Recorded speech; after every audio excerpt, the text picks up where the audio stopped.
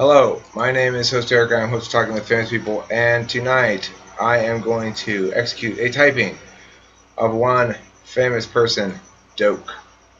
I've been engaged with him in some politics conversation heretofore, but haven't really gotten to know him at all beyond his positions on things. So, Doak, how familiar are you with some of our typing questions that we normally ask? I ask because I want to know if you know them already. I'll ask different questions.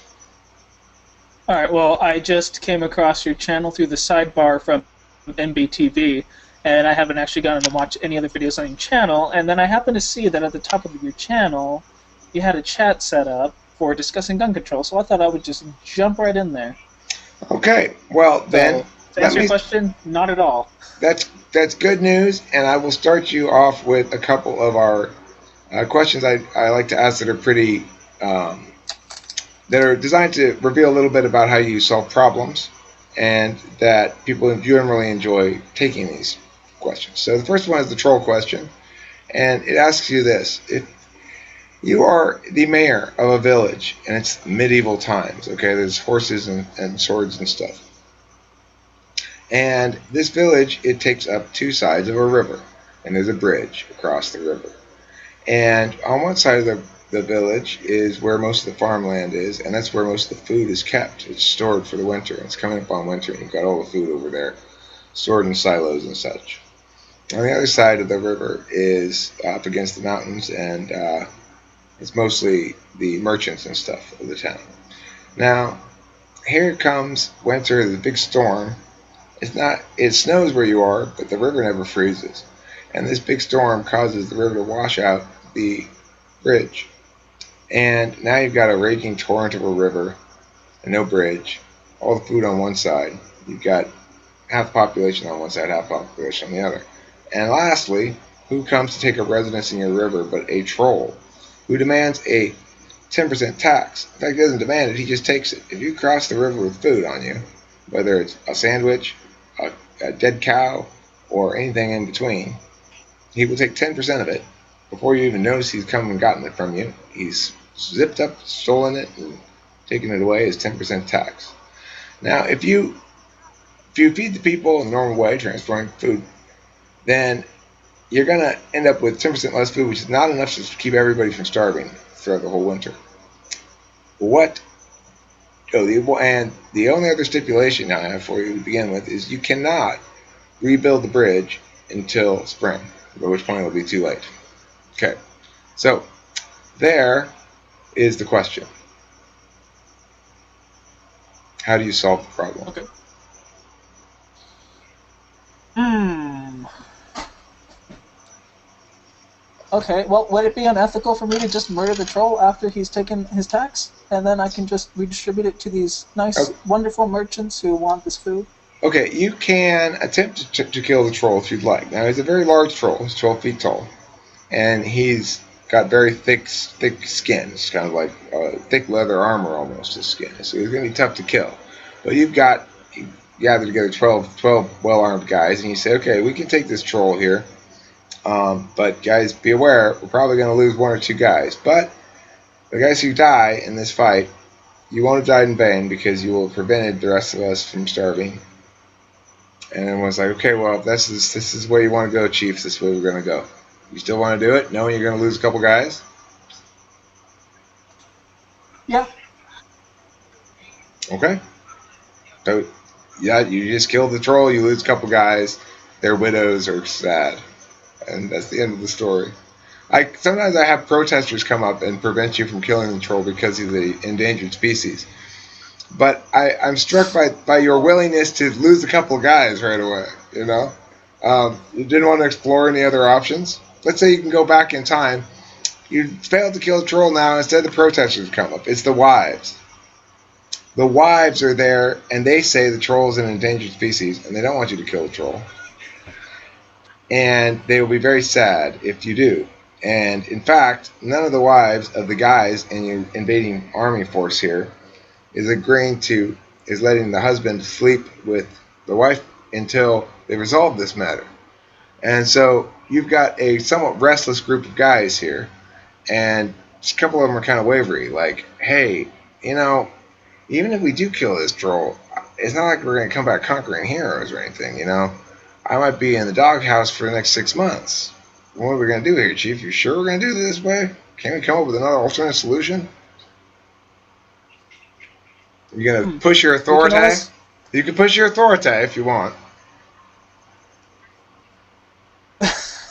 This chat. Yeah, well, if we had magic, no problem. Everybody says it's expendable in that case. But yeah, perhaps we should try negotiating with this troll, as much as I don't want to, but hey. Hey there, Mayor. It's me, the troll. Hi, how you doing? Oh, I see you had a sandwich there. Now I've got 10% of it. It was delicious. Thank you for bringing that along. You get to keep the other 90%. That's very generous of me. Now, you see, what do you want to talk a bit about? Well, you know what? We've got a problem, and you sure seem to like our food. So, it's delicious, yeah. Good stuff. We want to know. So I'm interested in knowing, do you provide any services for our fair merchants here? Are you interested in anything beyond food? I do. I provide important services. If there are any sharks come up this river from the ocean, I will stop those sharks from attacking the village. All right.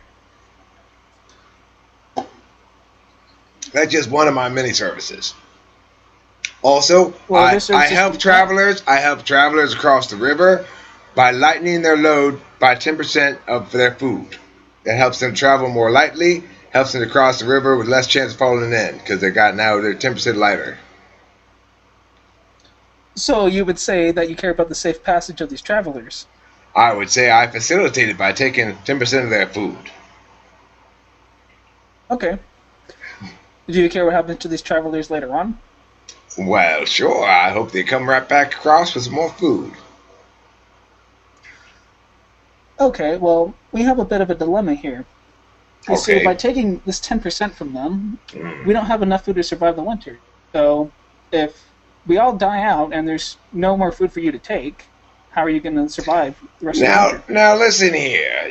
I may just be an old country troll, but you're trying to pull the wool over my eyes here, sir. You're telling me if you have 10% less food, everybody in your community is going to die. Well, then you never had close enough food to begin with.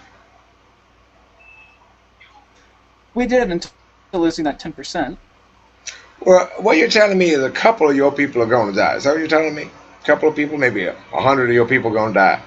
Sounds to me like you did a poor job of preparing for winter, sir. Now, good day to you. Unless you have some sort of offer to make me. Certainly. What would you want in exchange for taking a smaller tax and also being able to live in a place of your choice in our village on the nice merchant side of town? What are things you would want in return for your services as well? Well, okay. In exchange for leaving the river and moving into the merchant's part of town, I'll only take 9% of your food, but I gotta have 10% of your women.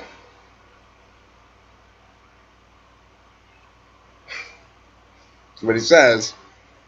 That's not me, remember. I'm not the troll. Okay, don't mistake me for the troll, even though my acting is really convincing.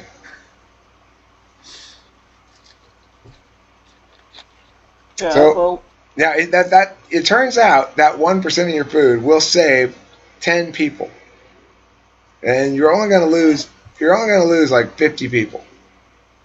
So you could save 10 people's lives, but you're going to have to give him 100 women to have his way with. Yeah, this has just become really long and drawn out and convoluted. Can I just initiate a conspiracy to go ahead and kill the troll and take the food and leave it at that? And who cares about all these women crying over the troll? Okay. So you better know, in the middle of negotiations, you just pull out your sword and stab him through the chest, and that's the end of the troll. Well, there, guys, I finished it off. Okay, fine. Everyone's like, so the men can return to their wives, and right. The only person who's mad is your wife. Your wife is mad though. Okay. So that's a pretty good solution, I guess. No, here's another possible solution just for your information that I don't know if I would have come up with it or not, but some people come up with it, some people don't. Mostly people don't come up with it. But it's instead of moving the food across the river, move the people to the food.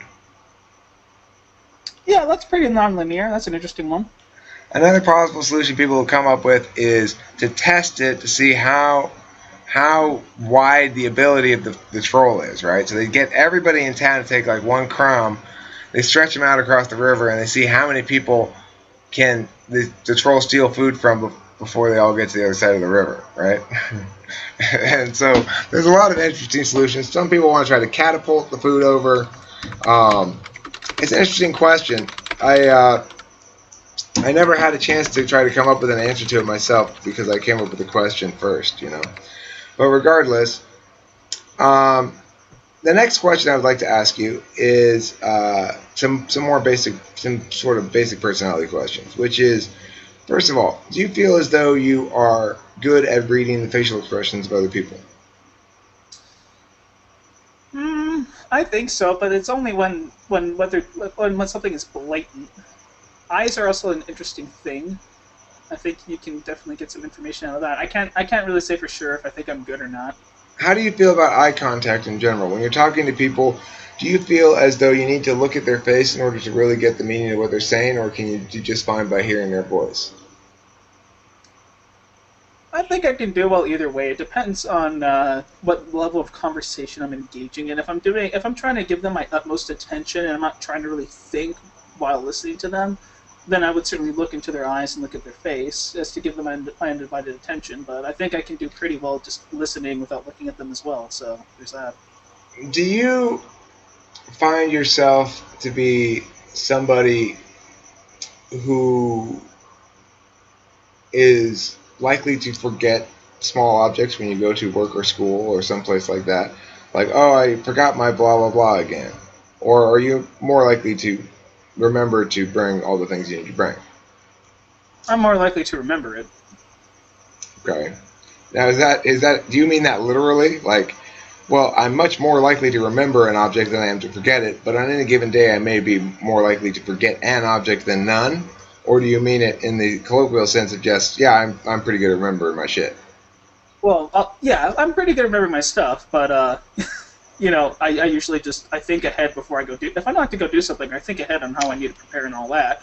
But there are times when I'm trying to get out of the door so fast that I forget it. So I think in general I'm good at remembering my things. You think ahead, huh? That's Yeah. crazy. Okay. I'm always amazed by people who do that. Eccentric M or Hami, do you either of you have a personality question you'd like to ask? Dope? Alright. I see Eccentric M's mic is turned on. Let's see if he has a question for you. Yeah, I'm pondering if I do or not. See if it comes along. Um,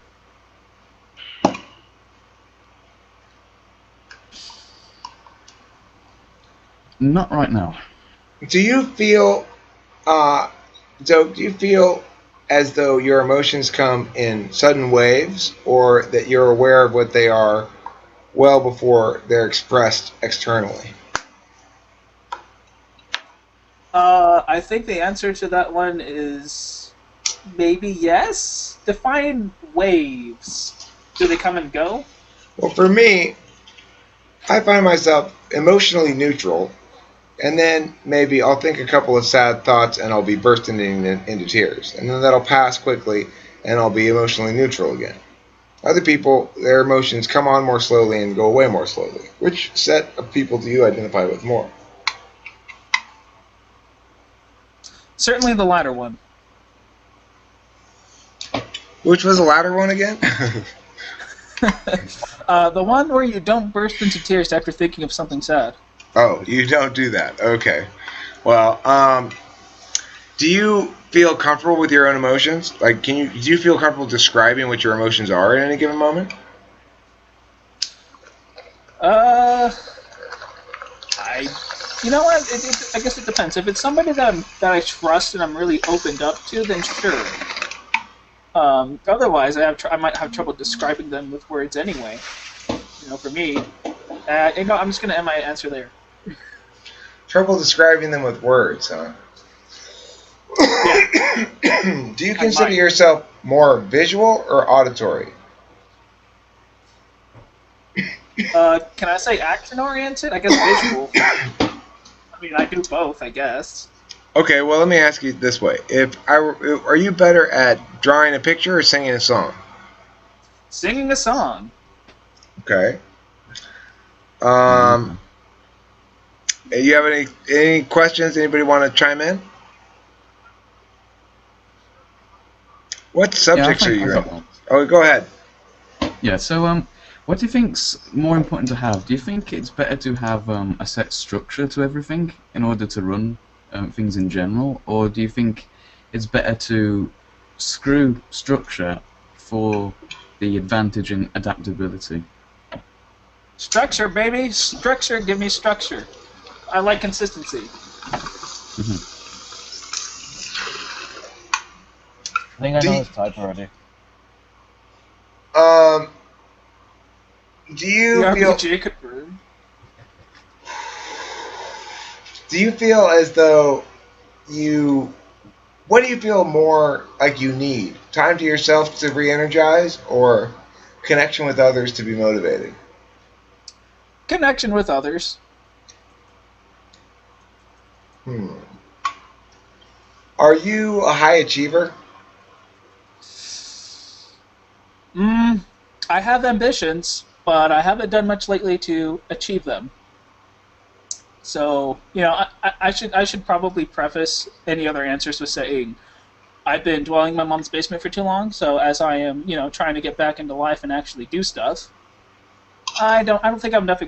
I'm not sure I have enough experiences to be able to answer a question in a concise manner most of the time. So just bear that in mind if I end up giving something vague. I mean, I'm going with whoever said that in the chat. I think it was Ben.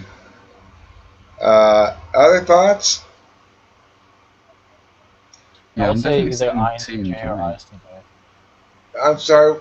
Uh, let's see. Who? I'm not sure who was both trying to talk there, but Hami, you have thoughts on this?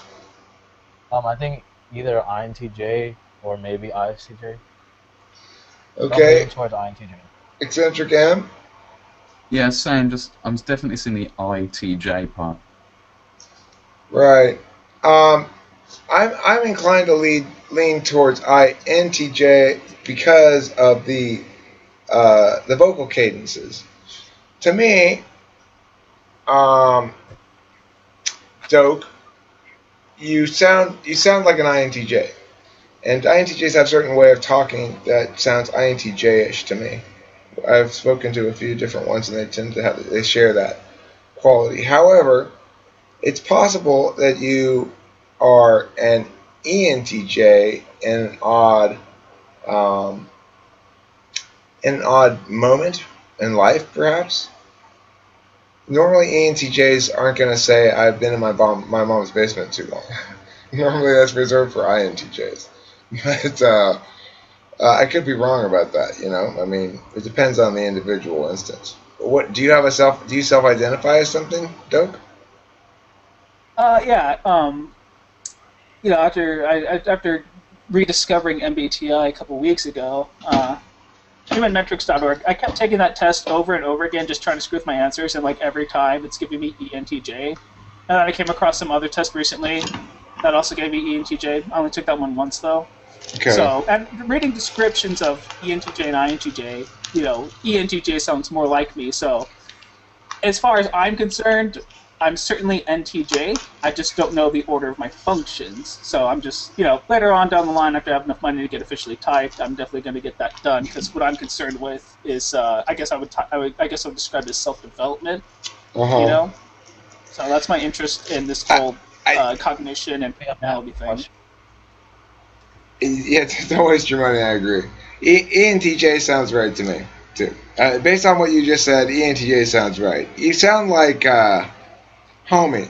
You sound like that guy, Chad Crandall's friend. I forget what his name is. Oh, Trey I, Parker. Yeah, yeah, I had him on talking to famous people once. Uh, ENTJs are interesting people. I've got a friend, Kunkel, who is an ENTJ, and I'll tell you this: when you need to get something handled and done properly and organized and set up, fucking call in the ENTJ. Yeah, the way I see it, if I can't do it, I will definitely find someone who can. All right, well, I got Kunkel in, Abraham and I, ENTP and ENFJ, I was trying to sort of delegate it off onto him to get him to do it by himself in isolation, which is like the worst management decision ever for an ENFJ. For me trying to manage an ENFJ, and saying, here, do this without any feedback and without any positive emotion from anybody. So he sort of, struggled with that. And finally I was like, fucking be smart, Eric. You have an ENTJ on staff. Get him involved in this process. Like I said, Kunkel, we need you. And that night, man, that fucking night, shit was all done. And I'm like, okay, I need this all handled by the end of the week. He's got almost the whole thing handled already, and it's a massive project. The thing is, I had big notes on it. Like, I needed somebody who could put them together and make it happen, Well, ENTJs, you guys are the ones to do that shit.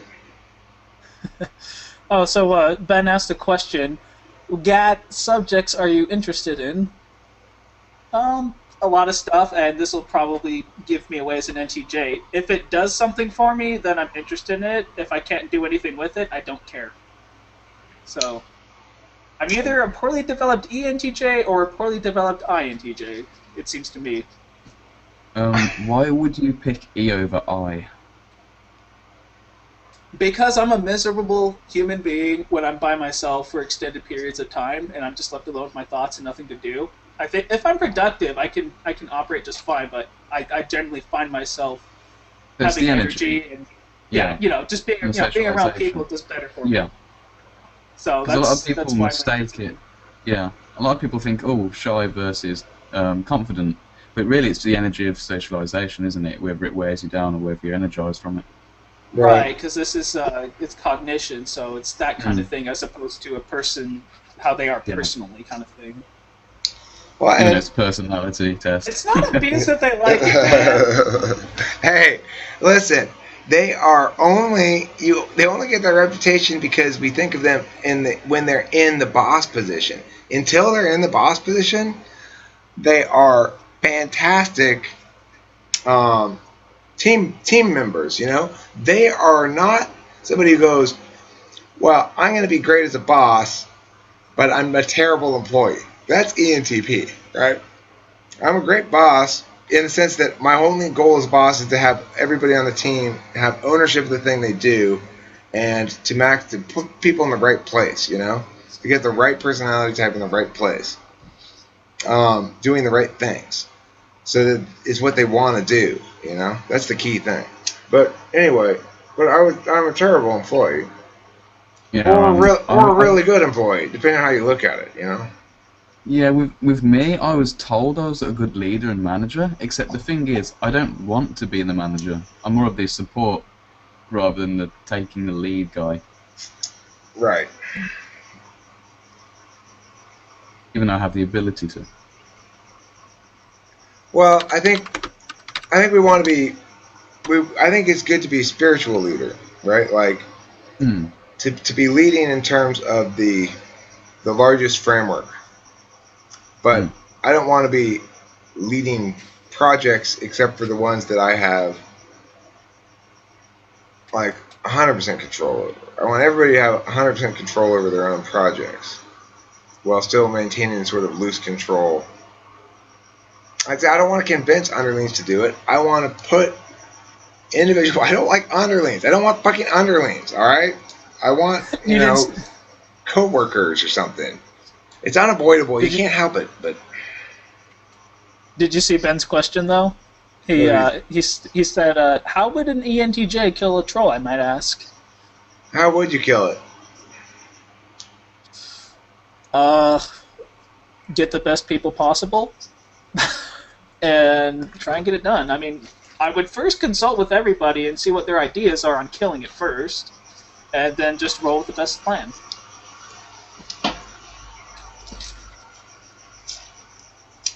What if somebody says, let's starve it to death?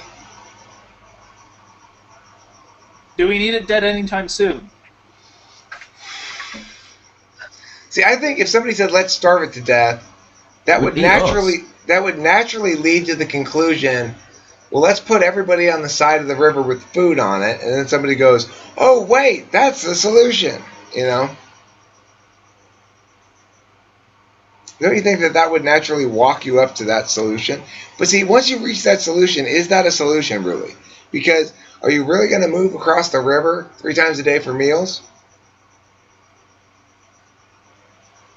You got to get everybody on the boat, go across the river, eat breakfast, go back across for lunch, go back across for dinner, go back across.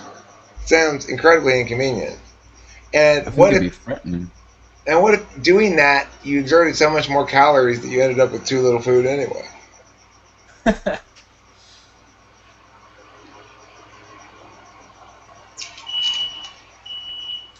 Oh yeah, and a question I had my mom earlier is, can we eat the troll as well, and just make sure we always have enough food for that winter? Well, I would say you don't know until you try. You have to kill the troll first to know whether you can eat it. Any volunteers? Well, somebody does eat some of the troll, and they say it tastes a little bit like chicken. Like most things in the world, they taste like chicken, you see. But then he dies shortly thereafter. So I would probably dissuade you from eating the troll. I don't know. That's something that's never really come up and been attempted in the troll question before.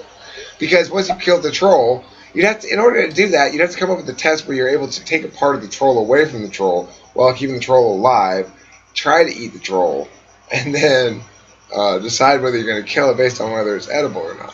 Which would seem an odd reason since you have enough food, provided the troll doesn't take any of it. Why is this troll such a dick in the first place, anyway? Like, did he have bad parents growing up? No, it's his nature. It's his nature. He's all TE. he's all TE and FI. That's why. He's only got two cognitive functions. He's only got 2 cognitive functions: TE and FI. And he's feeling hungry. Is the only feeling he has. And the only way he has to deal with that is to make a rule, which is, I will take 10% of your food. And he's purely outcome oriented, right? There's no reflection in this troll. Remember, Mahogany, all cultures are equal. Yeah. So don't disparage him for his decisions, okay? Yeah. He makes the troll women wear a sheet over them too. What, Eric? Hey, Eric, don't be Islamophobic. Oh. No, I was making fun of the Ku Klux Klan. No, because women in the Ku Klux Klan don't wear sheets. Only the men do. Whereas in Islam, everybody gets to wear a sheet. It's a special sale. Okay, now that I've ended this episode with some offensive anti-Muslim jokes, let's call it a wrap. Thanks for watching Talk About Famous People. Don't mean those offensive Muslims to be offensive. Just, yeah, let's just stop right now.